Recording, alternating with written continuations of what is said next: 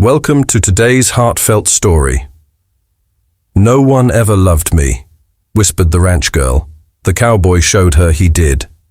A tale of love, loneliness, and quiet strength beneath the Wyoming sky. Don't forget to like, subscribe, and share. Tell us, where are you watching from? Let's get started.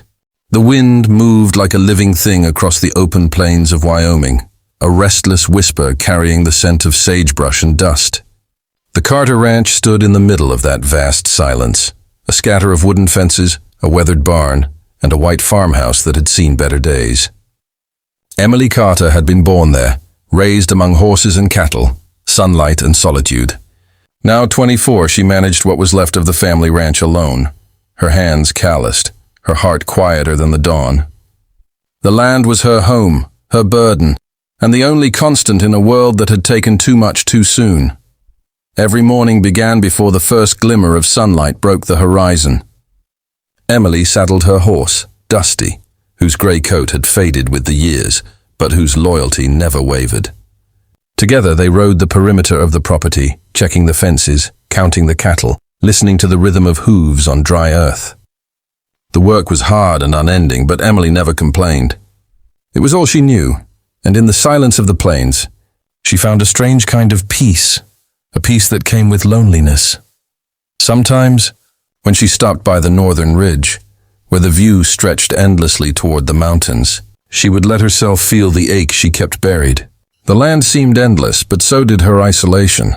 Her parents had died in a car accident when she was 19, leaving her the ranch and the weight of their debts. Friends had drifted away, one by one, to towns and cities that promised excitement and company. Emily stayed, bound to the ranch by duty and by love, even when that love began to feel like a prison. That evening, as the sun bled into the horizon, Emily sat on the fence near the corral, her boots dusty, her hat shading her tired eyes. She watched Dusty graze nearby, the golden light catching in the horse's mane. The air was soft and cool, the sky painted in streaks of rose and amber. For a while she felt almost content, but the peace didn't last.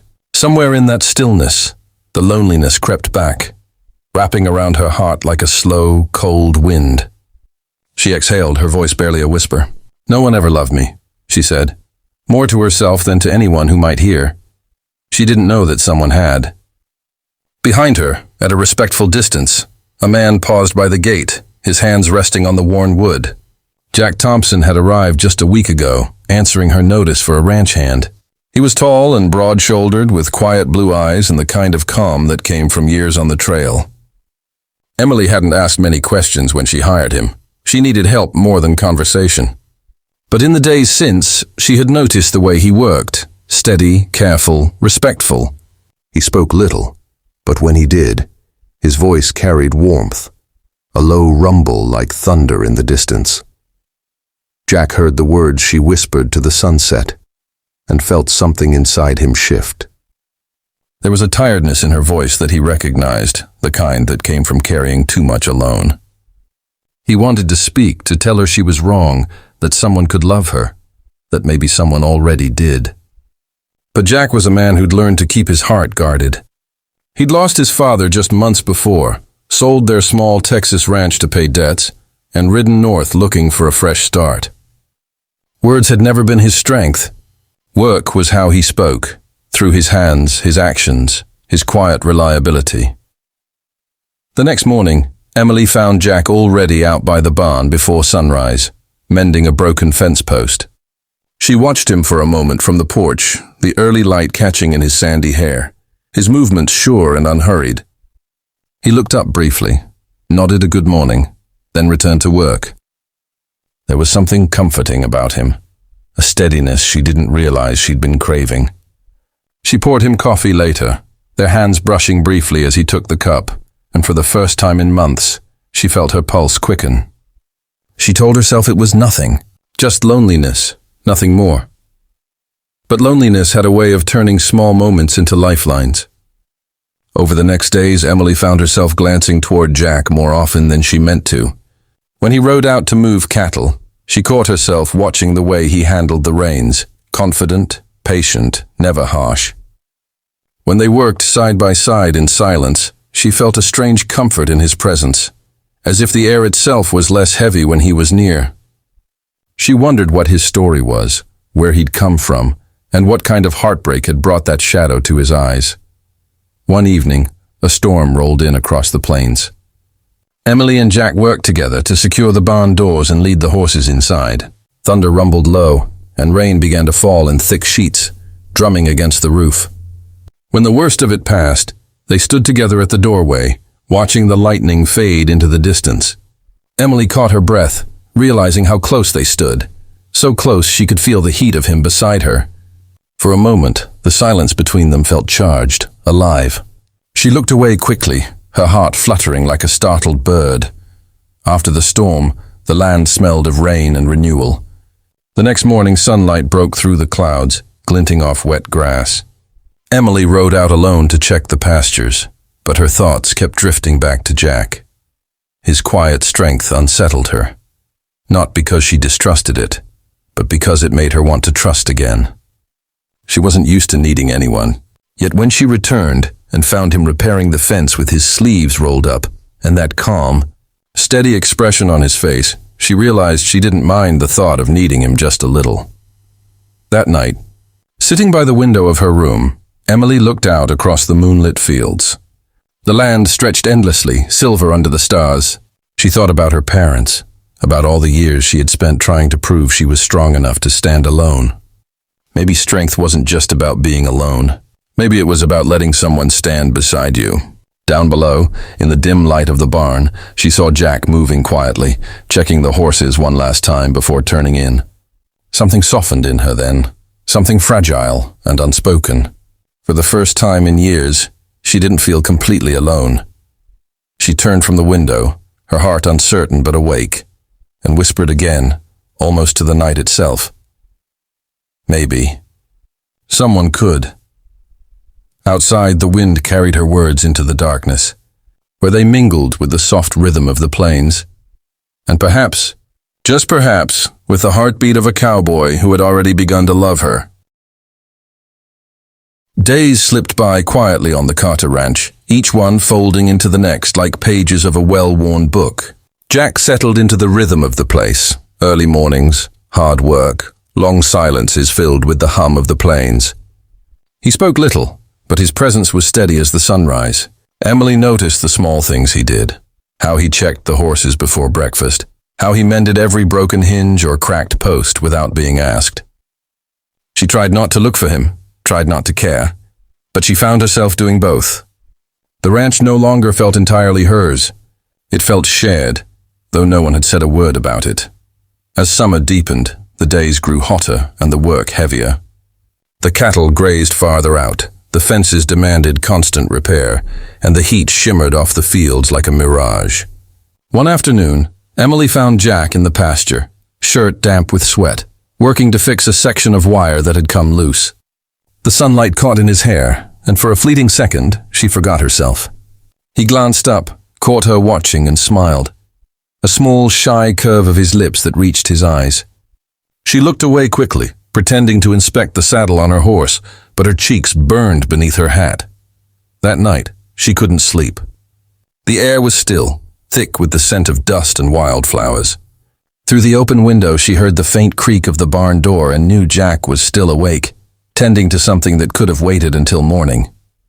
She thought of his quiet patience, his steady hands, and how, without ever asking for it, he had begun to fill the silences she used to dread. It scared her, the idea of needing someone. She had spent years building her strength out of solitude, layering it like armor. But Jack's gentleness made that armor feel heavy, unnecessary. She didn't know if she was ready to take it off. A week later, the storm came. It started with a strange stillness in the air, the kind that makes the animals restless and the wind hold its breath. Dark clouds rolled over the hills, swallowing the sun. Emily was out riding the northern pasture when the first rumble of thunder cracked across the sky. She turned Dusty back toward home, but the wind rose quickly, whipping through the grass and blinding her with dust. Lightning flashed, close and fierce. The herd spooked, scattering across the open field. She tried to steady them, yelling over the storm, but Dusty stumbled on a hole hidden in the wet ground, and she went down hard. Pain shot through her ankle, sharp and immediate. The rain came in sheets now, cold and relentless. She tried to stand, but the weight sent fire up her leg. For the first time in years, fear clawed at her throat. She called for help, though she knew no one could hear her over the storm. The sky roared, and she pressed a trembling hand to Dusty's neck, whispering to calm him, but her own voice shook. In that wild chaos of wind and thunder, she felt something old and cruel, the loneliness she had always carried, closing in around her again. Then, through the curtain of rain, a figure appeared, riding hard. Jack. His hat was pulled low, his coat drenched, his horse galloping with purpose. He swung down before she could even speak, his boots splashing in the mud. "Emily!" he shouted over the wind, kneeling beside her. "Are you hurt?" She nodded, teeth clenched. He looked at her ankle, then met her eyes with a fierce, steady calm.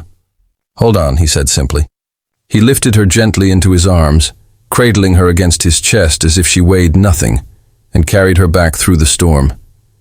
By the time they reached the barn, both were soaked to the bone. He set her down on a pile of hay near the lantern light, his hands trembling just slightly. She tried to speak, but the words caught in her throat. He knelt beside her, brushing a strand of wet hair from her face.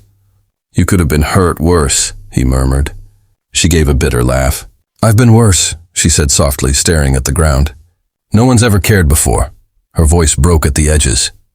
For a moment, Jack said nothing. Then, in the quiet that followed, he reached out and took her hand. "Well," he said, his tone low, steady, and impossibly gentle, "someone does now." The words hung between them, fragile and true. Emily blinked, unsure if she'd heard him right. His thumb brushed over her knuckles, rough from work but tender in its touch. Something inside her cracked, not in pain, but in release. She looked up at him, really looked, and saw not just the man who worked beside her every day, but the one who had been quietly loving her all along, in every small act of care she'd been too guarded to see. The storm outside eased into rain, softer now, as though the world itself had taken a breath. In the days that followed, Emily's ankle healed slowly, but something deeper began to mend too. Jack stayed close, helping with chores she couldn't do, never once treating her weakness like a burden. They spent long hours together in the quiet of the ranch, him mending fences, her sitting nearby, sharing stories she hadn't told anyone in years. He listened with the kind of attention that made her feel seen, truly seen. When she laughed, which she hadn't done much in a long time, his eyes lit up in that quiet, unspoken way that told her everything words never could. One afternoon, she found him carving something out of a block of wood by the barn. When he noticed her watching, he hesitated, then handed it to her, a small wooden heart, smooth and imperfect, with her initials burned into the surface. "It ain't much," he said, a little shy. "Just something I made." She turned it over in her hands, her throat tight. "It's perfect," she whispered. He looked at her then, really looked, and something passed between them, a warmth, a knowing. She stepped closer. The air was quiet except for the hum of the wind. "Jack," she said softly, "why are you so good to me?" He swallowed hard, his voice rough with emotion. "Because I love you," he said simply. "Didn't plan to, but I do." Her eyes filled with tears. All those years of emptiness, of believing no one ever would. And here he was, steady as sunrise, loving her without needing her to be anyone but herself. She smiled through the tears, the kind of smile that came from deep inside. "You just showed me you do," she whispered. Outside, the light began to fade, painting the sky in shades of gold and lavender. The land stretched endlessly before them, quiet and alive. For the first time, Emily didn't feel alone. She reached for his hand, their fingers intertwining, rough and warm and real. The wind moved gently through the fields, carrying the scent of rain and promise. And there, beneath the wide Wyoming sky, two hearts, once lost, now found, finally came home.